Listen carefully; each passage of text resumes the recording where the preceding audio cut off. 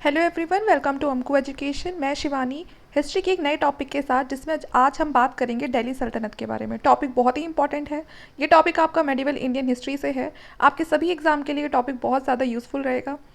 अगर हम बात करें अपने लास्ट लेक्चर की, तो हमने लास्ट टाइम पढ़ा था कि किस तरह से जो मोहम्मद गौरी और पृथ्वीराज चौहान के बीच में बैटल ऑफ तराइन होती है, जिसमें दो बैटल की जाती है। जो फर्स्ट बैटल होती है उसमें जो पृथ्वीराज चौहान होते हैं वो मोहम्मद गौरी को हरा देते हैं, और दूसरी बैटल में क्या होता है, जो मोहम्मद गौरी होता है वो पृथ्वीराज चौहान को हरा देता है।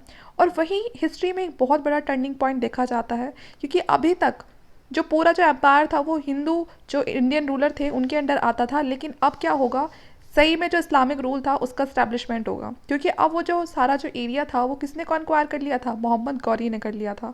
तो वो यहाँ पर खुद ना कंट्रोल करके, बल्कि जो अपना स्लेव होता है उसको छोड़कर जाता है कि अब उसको इंडिया को संभालना है। तो इसीलिए इस डायनेस्टी का जो नाम होता है वो भी स्लेव डायनेस्टी रखा जाता है, क्योंकि ये स्लेव होता है किसका, मोहम्मद गौरी का। ठीक है, इसको दिल्ली सल्तनत भी बोलते हैं, और यहीं से शुरू होगा जो अपने आप को सुल्तान कहने वाला जो टाइटल दिया जाता है। तो वो अब ये जो दिल्ली सल्तनत है इसके अंदर ही सब कुछ होगा। ठीक है, तो एक एक करके हम सारे जितने भी इसमें रूलर्स आते हैं उनके बारे में पढ़ेंगे।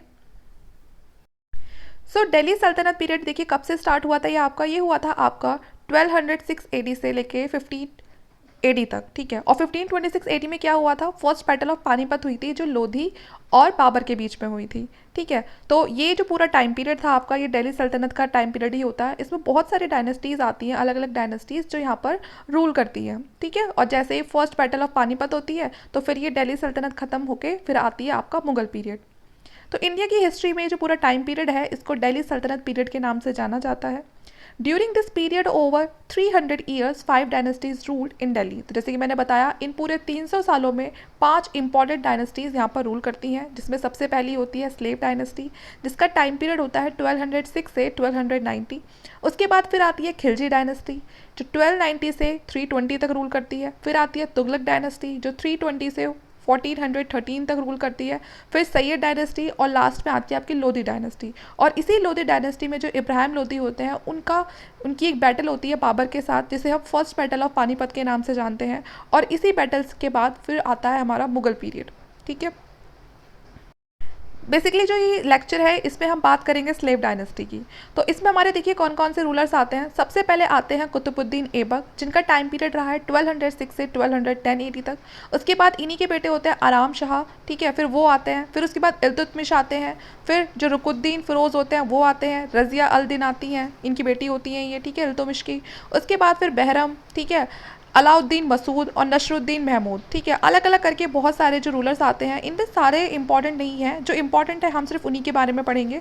और एक इंपॉर्टेंट है इसमें बलबन। ठीक है, बलबन का भी बहुत ज़्यादा इंपॉर्टेंट रहा है। और जो कैकवाबाद है ये सबसे लास्ट होता है, इसमें दिल्ली सल्तनत में सबसे लास्ट रूलर होते हैं। ठीक है, तो एक एक करके हम सबको देखेंगे कि किसने कितना इंपॉर्टेंट रोल प्ले किया है स्लेव डायनेस्टी को बनाए रखने में। स्लेव डायनेस्टी का जो टाइम पीरियड है वो है 1206 से 90। स्लेव डायनेस्टी को जो ममलूक डायनेस्टी भी कहा जाता है, और ममलूक का जो लिटरली मतलब है वो है own, and it refer to a powerful military caste called Mamluk. तो देखिए, स्लेव डायनेस्टी का मतलब यहाँ पर सिर्फ गुलाम से नहीं है, बल्कि ये जो एक ममलूक नाम के मतलब इस तरह के लोग होते थे उस समय जो स्लेव होते थे।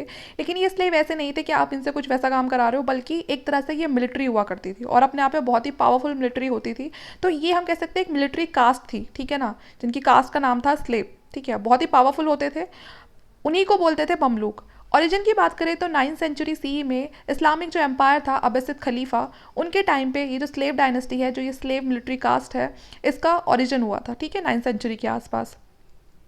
जो ममलूक थे, इनकी मिलिट्री और इनकी जो पॉलिटिकल पावर इजिप्ट में, इराक में और इंडिया में काफ़ी ज़्यादा, मतलब ये बहुत ज़्यादा पावरफुल होते हैं और जाने भी जाते हैं खासकर अपनी मिलिट्री और पॉलिटिकल पावर के लिए। Although they were slaves, they were held in high regard by their master, and they were mostly generals and soldiers who fought for their master. ये कैसे होते थे, एक तरह से होते तो ये स्लेव ही थे, इनको भी खरीदा जाता था, लेकिन इनको बहुत अच्छे से ट्रेन किया जाता था। और अपने मास्टर्स के थ्रू ये क्या करते थे, बड़ी बड़ी बैटल से पार्टिसिपेट करते थे और अपने मास्टर्स के लिए लड़ते थे।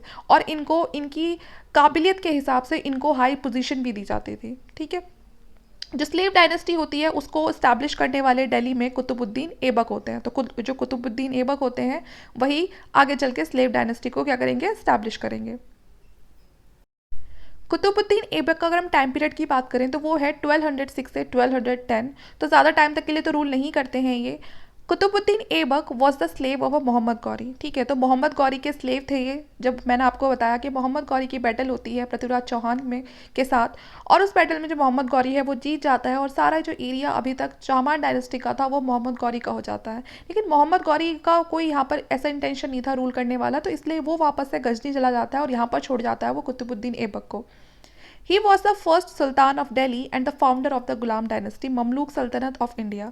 तो अगर हम कहें कि दिल्ली का पहला सुल्तान कौन था तो कुतुबुद्दीन ऐबक था, लेकिन इसने कभी भी खुद को सुल्तान का टाइटल नहीं दिया।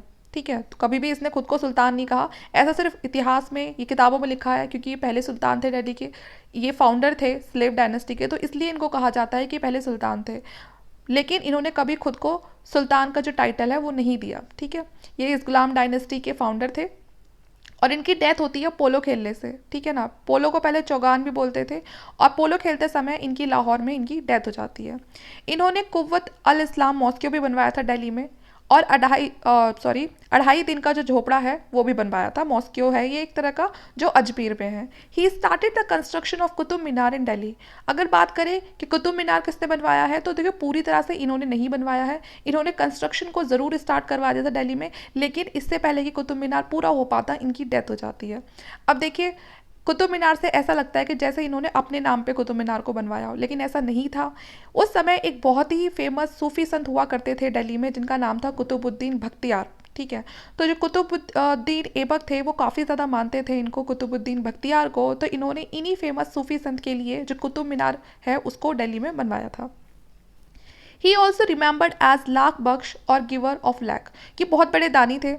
ऐसा कहा जाता है कि मतलब लाखों चीज़ें, लाखों जो पैसा था वो ऐसे ही चैरिटी में दान कर दिया करते थे, तो इसीलिए इनका नाम पड़ा लाख बख्श।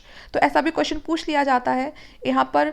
जो दो क्वेश्चन बन सकते हैं कि एक तो वो कौन से सुल्तान थे जिनकी डेथ पोलो खेलते समय हो गई, तो आप बताओगे कुतुबुद्दीन ऐबक, और दूसरा है कुतुब उल इस्लाम। ठीक है ना, और अढ़ाई दिन का झोपड़ा किसने बनवाया था, तो वो भी कुतुबुद्दीन ऐबक ने बनवाया था। आपको याद रखना है कि कुव्वत अल इस्लाम जो मॉस्को है वो आपका दिल्ली में है, और जो अढ़ाई दिन का झोपड़ा है वो आपका अजमेर में है। ठीक है, और इनको लाख बख्श के नाम से भी जाना जाता था। इन दोनों पिक्चर्स में आपको दिखाया हुआ है, जो आपकी फर्स्ट पिक्चर है वो आपका जो अढ़ाई दिन का झोपड़ा जो कि अजमेर में है वो है, और जो सेकंड है आपका कुतुब मीनार है। ठीक है, तो जैसे कि मैंने आपसे कहा कि कुतुब मीनार की जो स्टार्टिंग है वो जस्ट कुतुबुद्दीन ऐबक है उन्होंने की थी, लेकिन पूरी तरह से जो उसको कंप्लीट किया था वो इल्तुतमिश ने किया था। ठीक है, और जो अढ़ाई दिन का झोपड़ा है ये आपकी फर्स्ट इमेज, ये कुतुबुद्दीन ऐबक ने बनवाया था अजमेर में। अब बात करते हैं इल्तुतमिश की।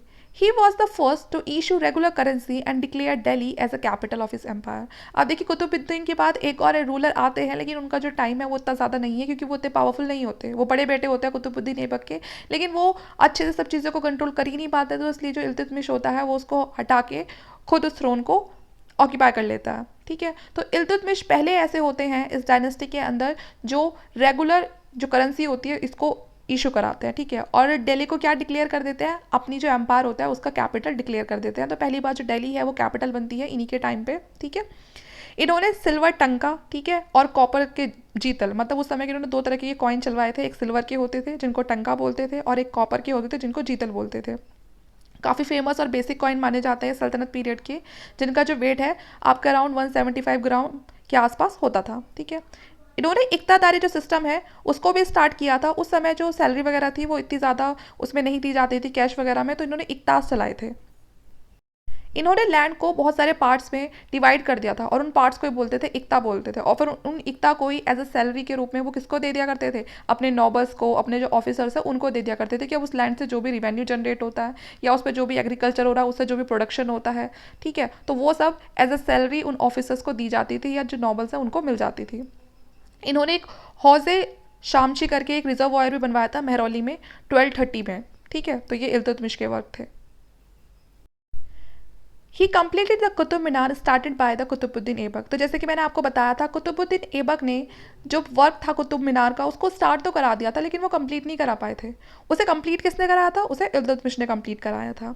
सुल्तान घड़ी which is considered as the first Islamic museum at Delhi. ठीक है, तो देखिए जो पहला जो इस्लामिक जो म्यूजियम था वो दिल्ली में किसने बनवाया था, वो भी इल्तुतमिश ने बनवाया था, क्योंकि जो उनके बड़े बेटे थे प्रिंस नसरुद्दीन महमूद, उनकी डेथ हो गई थी। तो उसी के चलते उन्होंने उन्हीं की याद में ये सुल्तान जो घड़ी है ये एक तरह का फर्स्ट इस्लामिक म्यूजियम था, ये दिल्ली में बनवाया था जो उन्होंने। ठीक है, एक जो सबसे खास वर्क है इल्तुतमिश का वो है कि इन्होंने 40 नॉवेल्स का एक ग्रुप बनाया था जिसको बोलते थे चालीसा या फिर बोलते थे तुर्के चालगामी। ठीक है, ये काफ़ी इंपॉर्टेंट ग्रुप था जो उस समय जो इल्तुतमिश थे उनको बहुत ही अच्छे से उनको असिस्ट करके चलता था। ठीक है, और सारी जो इन्फॉर्मेशन होती थी उनके जो भी पूरा उस टाइम पे पूरा का पूरा जो एरिया था वो सारी इन्फॉर्मेशन ये जो चालीसा ग्रुप था ये इल्तुतमिश को देता था। ठीक है, Changez Khan the Mongolian invader appeared for the first time on the bank of river Indus during his reign. He was the longest serving slave ruler who ruled for 25 years. ठीक है, देखिए हुआ क्या था इनके टाइम में जब मंगोल के, आपको पता है चंगेज़ खान कहते हैं कि बहुत ही पावरफुल रूलर था ये, और ये मंगोल का था। ठीक है, इसकी दुश्मनी हो जाती है जो ख्वाजरिम एम्पायर होती है। मैंने आपको बताया भी था कि जो मोहम्मद गौरी है वो भी सेंट्रल एशिया में इसलिए आगे नहीं बढ़ पाया था क्योंकि वहाँ पर जो ख्वाजरिम एम्पायर थी वो थी। तो उसी एम्पायर का एक रूलर होता है जिसकी दुश्मनी हो जाती है चंगेज़ खान के साथ। ठीक है, और वो चंगेज़ खान से बचकर वो बढ़ता है भारत की तरफ, और भारत में आके वो इल्तुतमिश से हेल्प मांगता है कि आप मुझे बचा लो, आप मुझे अब भारत में शरण दे दो। ये बात पता चल जाती है चंगेज़ खान को। चंगेज़ खान को जैसे ही ये बात पता चलती है कि उनका जो दुश्मन है वो शरण लेने के लिए भारत में गया है इल्तुतमिश के पास, तो वो निकल पड़ते हैं भारत पर अटैक करने के लिए। ये बात पता चल जाती है इल्तुतमिश को कि अगर मैंने इस आदमी को, जो ख्वारिज़म एम्पायर का जो आदमी उनके पास आया था, रूलर आया था, कि अगर मैंने इसको अपने पास शरण दे दी तो चंगेज़ खान पूरा भारत को बर्बाद कर देगा, क्योंकि वो बहुत पावरफुल था और हम कह सकते हैं कि वो ऐसा इंसान था कि वो सोचता भी नहीं कि वो कितना कुछ डिस्ट्रॉय करके जा रहा है। तो इसीलिए जो इल्तुतमिश होता है वो उस जो ख्वाजरिम एम्पायर का जो रूलर होता है उसको मना कर देता है कि नहीं, मैं आपको यहाँ पर भारत में शरण नहीं दे सकता। तो इस तरह से जो इल्तुतमिश होता है वो भारत को एक बहुत ही बड़े होने वाले अटैक से, चंगेज़ खान के अटैक से बचा लेता है। और ये सबसे लॉन्गेस्ट सर्विंग स्लेव रूलर रहा है इल्तुतमिश। बाकी सब भी आते हैं लेकिन किसी का टाइम पीरियड इतना ज़्यादा नहीं रहता, लेकिन जो इल्तुतमिश है ये अच्छा खासे टाइम पे रूल करके जाता है, कम से कम 25 सालों तक। इस मैप में आपको दिख रहा होगा जो पूरा पिंक वाला पार्ट है, ये वो पार्ट है जो स्लेव डायनेस्टी के उस समय अंडर आता था। धीरे धीरे करके बिल्कुल दिल्ली के आसपास से होते हुए सारा जो बोध गया, ताम्रलिप्ति, यहाँ तक कि जो बिहार बंगाल तक का जो पूरा एरिया था वो सारा स्लेव डायनेस्टी के अंदर आ चुका था, और ये सारा एरिया उस समय का है जब इल्तुतमिश का रूल था। तो जो इल्तुतमिश है उसने काफ़ी अच्छे से पूरा जो एरिया है उसको कंसोलिडेट करके रखा था और चीज़ों को बहुत ही अच्छे से चला रखा था।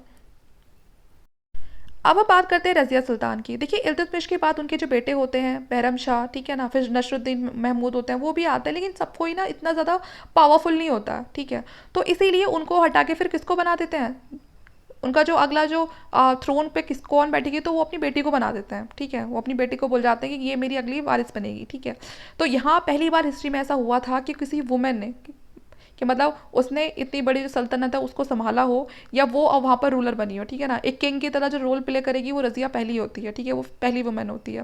लेकिन ये बात ना वहाँ के जो लोग होते हैं उस समय ना उनको कुछ डाइजेस्ट नहीं होती है कि कैसे जो एक औरत है वो हम पे ऐसे किंग बन के, किंग की तरह वो हम पे रूल कर सकती है। ठीक है, तो उनको, जबकि रज़िया हम कहते हैं कि जितना भी हमने ये सुना है इतिहास की किताबों से कि जो रज़िया थी वो अपने आप में बहुत एफिशिएंट रूलर थी। ठीक है, लेकिन उसके बावजूद भी जो उस समय के जो लोग थे, जो नॉबल्स थे, वो इस बात को एक्सेप्ट ही नहीं कर पा रहे थे क्योंकि वो एक वुमेन थी। तो इसीलिए मेन इनको मारने का और इनको हटाने का जो थ्रोन से जो मेन रीज़न था वो यही था कि ये एक वुमेन थी।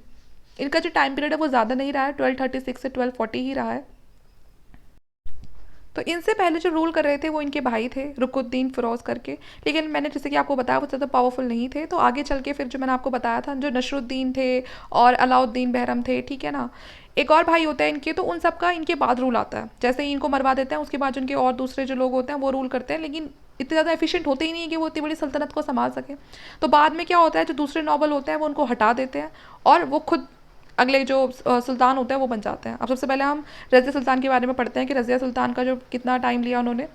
सो she was the first and the last Muslim women to rule over Delhi. तो ये पहली भी यही थी और लास्ट भी यही थी मुस्लिम वुमेन जिन्होंने दिल्ली पर रूल किया। Become heir apparent of the Iltutmish after her full brother Nasiruddin Mohammad died. ठीक है ना, तो जैसे उनके ब्रदर होते हैं उनकी डेथ हो जाती है। जैसे मैंने आपको बताया जो इल्तुतमिश होता है वो जो फर्स्ट दिल्ली में इस्लामिक जो म्यूजियम बनाता है वो किस लिए बनवाता है, सॉरी जो मज़ूलियम होता है वो अपने बेटे की याद में बनवाता है, उनकी मेमोरी में बनवाता है। ठीक है, तो उसका मतलब जो उनका भाई था खुद का वो तो पहले ही मर गया था। ठीक है, however her half brother Ruknuddin Firuz was made the sultan following Iltutmish death. तो जैसे ही इनके फादर की डेथ होती है तो जो इनका भाई होता है, जो हाफ ब्रदर होता है इनका रुकुद्दीन फरूज, वो अपने आप को सुल्तान बता देता है इल्तुतमिश की डेथ के बाद कि अब अगला सुल्तान वही होगा। But he was later assassinated after being viewed as unfit to rule. ठीक है, लेकिन उसकी बाद में हत्या कर दी जाती है क्योंकि वो ऐसा माना जाता है कि वो रूल करने के लिए अनफिट था, वो इतना काबिल था ही नहीं कि वो इतनी बड़ी सल्तनत को संभाल सके। ठीक है, she became the ruler of Delhi on 10 नवंबर 1236 और उसके बाद अब रूलर बनती हैं Razia Sultan. She gave up Parda and proved to be an efficient ruler both in administering and her government and in leading forces at war. जैसे कि मैंने कहा लोगों को बड़ी प्रॉब्लम थी कि ये वुमेन थी तो एक औरत हम पर कैसे शासन कर सकती है, तो उस वजह के चलते हुए ये जो पर्दा है उसको भी हटा देती हैं और अपना जो गेटअप होता है उसको भी चेंज कर देती हैं. अब ये जो जैसे आदमी होते हैं उस तरह के कपड़े पहनती है जैसे उस समय के जो रूलर्स थे वो कपड़े पहनते थे, ठीक है, और जो घोड़े की सवारी करना शुरू कर देती हैं. तो मतलब अपना ये नई रहन सहन चेंज कर देती है, लेकिन लोग फिर भी उनको एक्सेप्ट नहीं कर पाते हैं. Her half brother Muizuddin Bahram proclaimed himself king while she was in Bhatinda. ठीक है, अब होता क्या है, एक जो रजिया सुल्तान होती है उनको क्या करना पड़ता है, एक बैटल में जाना पड़ता है और उसके पीछे जो उसका भाई होता है, हाफ ब्रदर होता है, वो अपने आप को प्रोक्लेम कर देता है, घोषणा कर देता है कि अब से किंग कौन है, मैं हूँ. रजिया सुल्तान वापस से पावर को रिगेन करने की कोशिश करती हैं with the help of her husband Malik Ikhtiyaruddin Altunia, a chief of Bhatinda. ठीक है, अब देखिए वो भटिंडा जाती किस लिए है, क्योंकि वहाँ पर जो भटिंडा में रूलर होता है ये अल्तूनिया, वहाँ पर कुछ अपराइजिंग कर देता है तो वो इसको दबाने जाती हैं. अब वो यहाँ पर क्या सोचती है कि वो अल्तूनिया से क्या कर लेंगी, शादी कर लेंगी और फिर वहाँ पर अल्तूनिया को अपना जो एक अपना पपेट बना के रखेंगी, चलेगी तो रजिया की, लेकिन वो हस्बैंड वाली शर्म कर लेगा तो वो वहाँ पर रहेगा और ज़्यादा कुछ ऐसा कुछ होगा नहीं. तो एक तरह से वही जैसे अब तक चलता आ रहा था मैट्रीमोनियल जो अलायंस हम कह सकते हैं, यहाँ पर शादी वादी करके रिश्तेदारी बना लिया करते थे जिससे कि सब कुछ शांति से रहे. तो यहाँ पर वो यही सोच के जाती हैं, क्योंकि भटिंडा में जो अल्तूनिया होता है ये बार बार कुछ ना कुछ करता रहता था, तो ये सोचती थी कि अब इससे ना शादी करके और मैं क्या करती हूँ, यही के यही सारी चीज़ों को दबा देते हैं. अब जब ये भटिंडा जाती है उसके पीछे से जो उनका भाई होता है मुइजुद्दीन बहरम, वो पूरा अपने आप को किंग डिक्लेयर कर देता है कि आपसे किंग मैं हूँ, और फिर बाद में अपनी जो बहन होती है रज़िया सुल्तान होती है और उसका हस्बैंड होता है अल्तूनिया, जब वो वहाँ से वापस आ रहे होते हैं, ठीक है, तो उनको रास्ते में ही मरवा देता है. ठीक है, तो यहीं पर जो रज़िया सुल्तान है उनका कोई बहुत बड़ा टाइम पीरियड नहीं रहा, सिर्फ ये 4 साल का ही रहता है उनका. ठीक है, तो यहाँ पर इस तरह से अब कौन बन चुके हैं किंग, जो मुइजुद्दीन बहरम थे, लेकिन ज़्यादा टाइम तक टिकते ही नहीं है, क्योंकि ना तो इतना ये एफिशिएंट होता और ना ही इतना ज़्यादा कैपेबल होता कि इतनी बड़ी एम्पायर को, साथ में दुश्मनों को भी, उनको भी संभाल सके. अब आते हैं गयासुद्दीन बलबन. ठीक है, तो गयासुद्दीन बलबन कैसे आएंगे, देखिए जो मैंने आपको बताया अभी, जो उनका भाई था रज़िया सुल्तान का, वो इतना ज़्यादा कैपेबल था ही नहीं. तो उस समय जो नोबल्स थे उनको ये बात पता थी. ठीक है, तो उन नोबल्स के बीच में से जो ये बलबन होता है इसको वो लोग क्या बना देते हैं, किंग बना देते हैं. His original name was Badruddin, तो उसका जो अपना खुद का जो ओरिजिनल नाम था बलबन का, ये बदरुद्दीन था. He is considered the greatest Sultan of a slave dynasty, और इसको कंसिडर किया जाता है सबसे ज़्यादा जो ग्रेटेस्ट सुल्तान बताया जाता है स्लेव डायनेस्टी का, तो वो गयासुद्दीन बलबन को ही बताया जाता है. ये स्लेव होता है जिसको इल्तुतमिश लेकर आता है. ठीक है ना, ये जो इल्तुतमिश है ये उसका स्लेव होता है गयासुद्दीन बलबन. और जैसे गयासुद्दीन बलबन थ्रोन पर आता है, सबसे पहले ये जो पर्शियन कल्चर होता है उसको इंट्रोड्यूस करता है.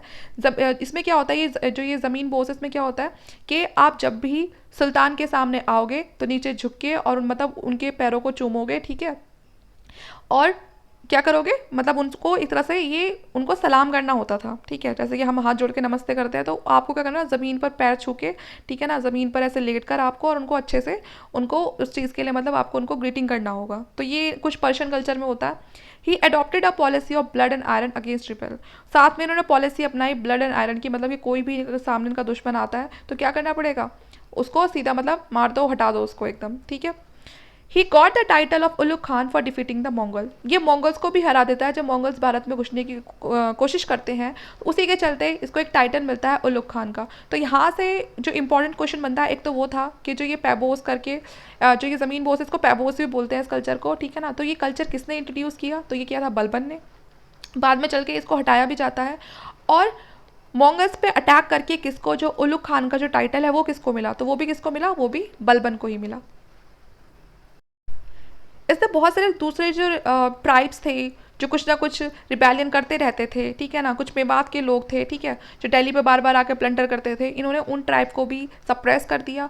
और सबसे बड़ी बात, जो चहलगानी ग्रुप था, जो मैंने आपको बताया था, जो इल्तुतमिश है वो 40 लोगों का एक ग्रुप बनाता है. ठीक है, तो जो बलबन था उसको पता था कि ये ग्रुप बहुत ज़्यादा पावरफुल है, और जैसे मैंने सुल्तान को हटा दिया, क्योंकि ये भी तो उन्हीं में से एक था. ठीक है, तो वैसे ही आगे चल के कोई मुझे भी तो हटा सकता है, तो सबसे पहले वो जो चालगानी ग्रुप होता है इसको इसको ख़त्म करता है. ठीक है, after his death his grandson Qaiqabad succeeded him at the throne of Delhi. अब जैसे ही इसकी डेथ होती है तो अब कौन आता है, इसका जो ग्रैंड सन होता है कैकुआबाद बलबन का, वो अगले थ्रोन पर बैठने के लिए तैयार हो जाता है. जो कैकुआबाद होता है, इसकी स्ट्रोक की वजह से इसकी डेथ हो जाती है 1290 में. Was succeed by 3 year old son Shamsuddin Kaimur, ठीक है। और जैसे ही जो कैकुआबाद है उसकी डेथ हो जाती है 1290 में, इसका बेटा होता है, छोटा सा होता है, वो सिर्फ 3 साल का होता है, जिसका नाम शमसुद्दीन होता है। अब वो इसको सक्सीड करता है, ठीक है। लेकिन इसके बेटे को भी मरवा दिया जाता है। मरवाता कौन है? जलालुद्दीन फिरोज जो खिलजी होता है वो उसको मरवा देता है। और कहीं ना कहीं यहाँ पर अब जो स्लेव डायनेस्टी होती है उसका एंड हो जाता है और यहाँ से शुरू होगी खिलजी डायनेस्टी। यहाँ से जो ममलूक डायनेस्टी थी उसका एंड हो जाएगा और अब शुरू होगी खिलजी डायनेस्टी। अब हम जानेंगे अगली जो हमारी जो खिलजी डायनेस्टी होगी उसमें हम जानेंगे कि जो ये जलालुद्दीन है ये कौन था। देखिए वैसे तो कहा जाता है कि जो जलालुद्दीन है वो एक इंडियन मुस्लिम रूलर था, ठीक है। अभी तक जो भी मुस्लिम आ रहे थे वो बाहर से आ रहे थे, लेकिन जो खिलजी डायनेस्टी के जो मुस्लिम्स हैं उनको इंडियन ओरिजिन का बताया जाता है, ठीक है। ऐसा क्यों कहा गया है? क्योंकि बाहर से देखिए बहुत सारे मुस्लिम्स आते हैं, जो मोहम्मद बिन कासिम है वो भी आता है, ठीक है। मोहम्मद गौरी भी आया था, बीच में भी कुछ ना कुछ अटैक होते रहते हैं, तो वहाँ के कुछ ना कुछ मुस्लिम यहीं पर रह जाते थे। और जब वो यहाँ पर रह जाते थे तो वो यहीं पर ही अपने आप का जो रहना सहना है वो शुरू कर लिया करते थे, यहीं पर ही शादी करते थे। फिर आगे चल के उनसे जो भी उनकी जनरेशन बनी थी उन्हीं में से एक थी खिलजी डायनेस्टी, तो इसीलिए कहा गया है कि ये इंडियन ओरिजिन के थे। अगर आप बात करें कि जो स्लेव डायनेस्टी है उसका डिक्लाइन कैसे होता है, तो देखिए बलबन तक तो हमने देख लिया। बलबन अपने आप में काफ़ी ज़्यादा एफिशिएंट रूलर था, तो इसलिए अच्छे खासे टाइम तक रूल करके जाता है। लेकिन उसका जो ग्रैंड सन होता है वो इतना ज़्यादा एबल नहीं होता, और फिर उसके बाद उसका छोटा सा बेटा होता है 3 साल का, तो उसको तो वो नॉबल्स वैसे ही हटा देते हैं। जिसमें से एक जो जलालुद्दीन खिलजी होता है वो काफ़ी बुजुर्ग होता है, तो उस समय लोगों को यही सही लगता है कि ये 3 साल का बच्चा क्या रूल करेगा, इसको बनाते हैं, जलालुद्दीन खिलजी हैं इनको बनाते हैं, ठीक है। उस समय वही सबसे ज़्यादा उन्हें समझदार लगे। और जो खिलजी डायनेस्टी की एक सबसे खास बात ये थी कि वो कभी भी हेरिडिटी पे नहीं जाते थे, वो हमेशा मेरिट पे जाते थे कि जो काबिल है बनेगा वही, ठीक है ना। ऐसा नहीं है किसी को भी उठा के कि मतलब उसका बेटा है राजा का तो वही राजा का बेटा ही राजा बनेगा, ऐसा कुछ नहीं था। देखिए होती तो फैमिली इन्हीं की थी, अब इनकी फैमिली में कौन ज़्यादा ब्रेव है वो डिपेंड करता था। अगर अंकल है, किसी का भतीजा है, बेटा है, ठीक है, तो वही बनेगा। लेकिन ऐसा नहीं है कि मेरे फादर थे तो अब आगे उसका सन बनेगा, फिर आगे चल के उसका ग्रैंड सन बनेगा, ये सब नहीं था।